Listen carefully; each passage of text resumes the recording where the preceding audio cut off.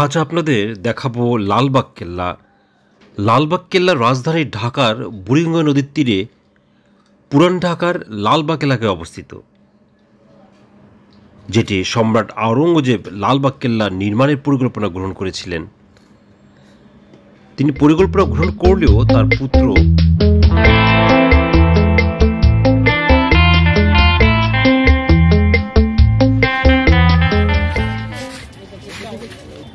তার পুত্র যুবরাজ শাহজাদা আজম ১৬৭৮ খ্রিস্টাব্দে লালবাগ দুর্গের নির্মাণ কাজ আরম্ভ করেন। আপনার ভিডিওতে লালবাগ কেল্লার সম্মুখভাগ দেখছেন।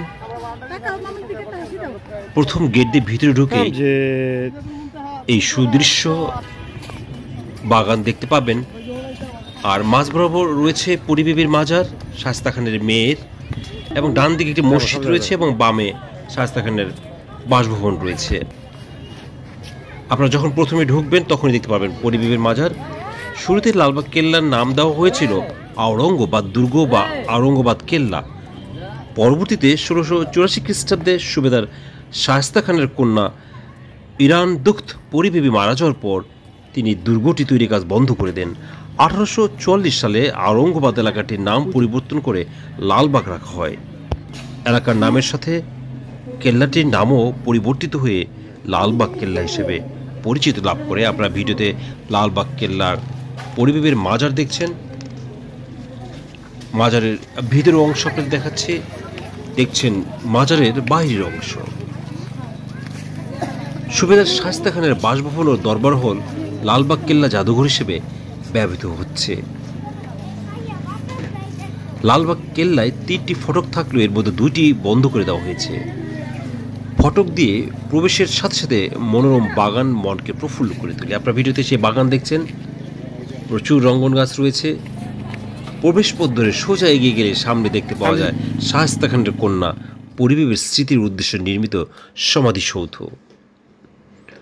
সমাধিসৌধটি বর্গাকৃতির এবং এর প্রত্যেক বাহুর দৈর্ঘ্য ২০.২ মিটার। মার্বেল পাথরের তৈরি সমাধিসৌধটি অনন্য কারুকার্যপূর্ণ এবং মূল সমাধিসৌধের উপরে আবার পাত দিয়ে মোড়ানো একটি কৃত্রিম গম্বুজ রয়েছে।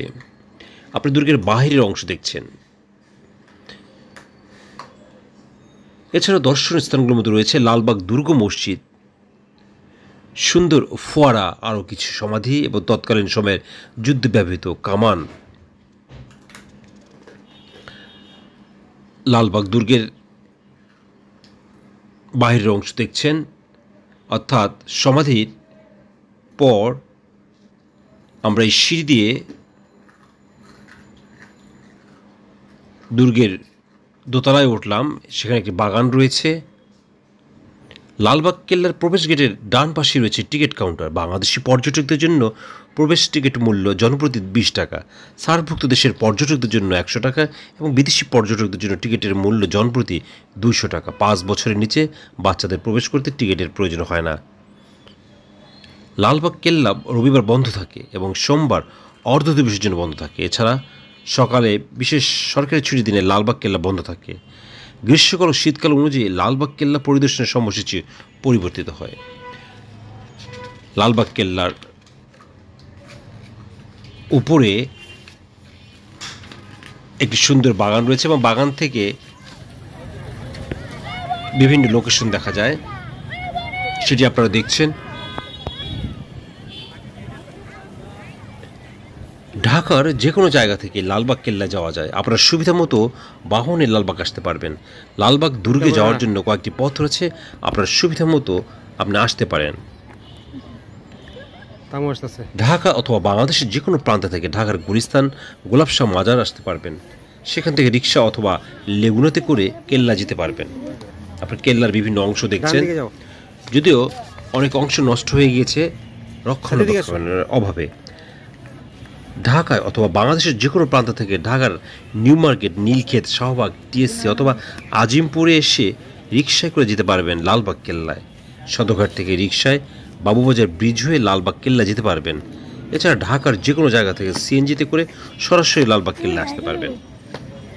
দেখছেন ধ্বংসাবশেষে কিছু অংশ, যদিও এই দেওয়ালগুলি টিকে রয়েছে এবং আশেপাশে কিছু অংশ নষ্ট হয়েছে দেখা যাচ্ছে। লালবাগ কেল্লা ঢাকার দক্ষিণ পশ্চিমাঞ্চে বুড়িগঙ্গা নদীর তীরে অবস্থিত একটি অসমাপ্ত মুঘল দুর্গ। এটি নির্মাণ কাজ শুরু হয়েছে 1678 সালে মুঘল সুবেদার মোহাম্মদ আজম শাহ কর্তৃক, যিনি ছিলেন সম্রাট আওরঙ্গজেবের পুত্র এবং পরবর্তীতে নিজেও সম্রাট পদপ্রাপ্ত হয়েছিলেন। কিন্তু পরে তিনি দিল্লিতে চলে যান, এতে কাজ থেমে যায়। তার উত্তরসূরি মুঘল সুবেদার শায়েস্তা খাঁ 1680 সালে নির্মাণ কাজ পুনরায় শুরু করেন, কিন্তু শেষ করেননি, কারণ মুঘল সুবেদার শায়েস্তা খাঁর কন্যা পরিবে মারা যান। এই কারণে তিনি নির্মাণ কাজ থামিয়ে দেন। সম্রাট আওরঙ্গজেবের তৃতীয় পুত্র মুঘল রাজপুত্র আজম শাহ বাংলার সুবেদার থাকাকালীন 1678 সালে এটা নির্মাণ কাজ শুরু করেন। তিনি বাংলায় 15 মাস ছিলেন। আপনার ভিডিওতে শায়েস্তা খানের বাসভবন দেখছেন। বর্তমানে এটি জাদুঘর হিসেবে ব্যবহৃত হয়। ভিতরে প্রচুর দর্শনার্থী রয়েছে। এটি শায়েস্তা খানের বাসভবন, সেই সময়ের বাসভবন, এবং এখানে সেই সময়ের কিছু সামগ্রী রয়েছে। এটা সিঁড়ি দিয়ে দোতলা যাওয়ার পথ। আপনারা সেই অংশ দেখছেন। শায়েস্তা খানের বাসভবনের কিছু অংশ রয়েছে, তৎকালীন সময়ে ব্যবহৃত বিভিন্ন জিনিস এখানে রয়েছে মিউজিয়ামে। যেটি বলছিলাম, দুর্গের নির্মাণ কাজ শেষ হবার আগেই মারাঠা বিদ্রোহ দমনের জন্য পিতা সম্রাট আওরঙ্গজেব তাকে দিল্লি ডেকে পাঠান। এ সময় একটি মসজিদ ও দরবার হল নির্মাণের পর দুর্গ নির্মাণের কাজ থেমে যায়। সুবেদার শায়েস্তা খাঁ 1680 সালে পুনরায় বাংলার সুবেদার হিসেবে ঢাকায় এসে দুর্গের নির্মাণ কাজ পুনরায় শুরু করেন। 1684 সালে এখানে শায়েস্তা খাঁর কন্যা ইরান দুখ্ত রাহমাত বানুর মৃত্যু ঘটে। কন্যার মৃত্যুর পর শায়েস্তা খাঁ এই দুর্গটি অপায় মনে করেন এবং 1684 খ্রিস্টাব্দে অসমাপ্ত অবস্থায় নির্মাণ কাজ বন্ধ করে দেন। লালবাগের কেল্লার 3টি প্রধান স্থাপনার একটি হল পরিবিবির সমাধি। শায়েস্তা খাঁ ঢাকা ত্যাগ করার পর এর জনপ্রিয়তা হারায়। ঢাকা থেকে মুর্শিদাবাদের রাজধানীর স্থানান্তর করা হয়েছিল, এটি ছিল প্রধান কারণ। রাজকীয় মুঘল আমল সমাপ্ত হওয়ার পর দুর্গটি পরিত্যক্ত অবস্থায় রয়ে যায়। 1844 সালে এলাকাটি আওরঙ্গাবাদ নামে বদলে লালবাগ নাম পায় এবং দুর্গটি পরিণত হয় লালবাগ দুর্গে। সেই থেকে এখনও পর্যন্ত এটি লালবাগ কেল্লা নামে পরিচিত। দীর্ঘ সময় যাবৎ এটি ধারণা করা হতো যে দুর্গটি হচ্ছে 3টি ভবন স্থাপনার সমন্বয়ে: মসজিদ, পরিবিবির সমাধি ও দেওয়ানি আজম, সাথে 2টি বিশাল তরুণ ও আংশিক ধ্বংসপ্রাপ্ত মজবুত দুর্গ। আপনারা সময় এবং সুযোগ পেলে পুরান ঢাকার লালবাগ কেল্লা অবশ্যই দেখবেন। একটি দৃষ্টিনন্দন মোগল স্থাপত্য, বাংলাদেশের প্রত্নতত্ত্ব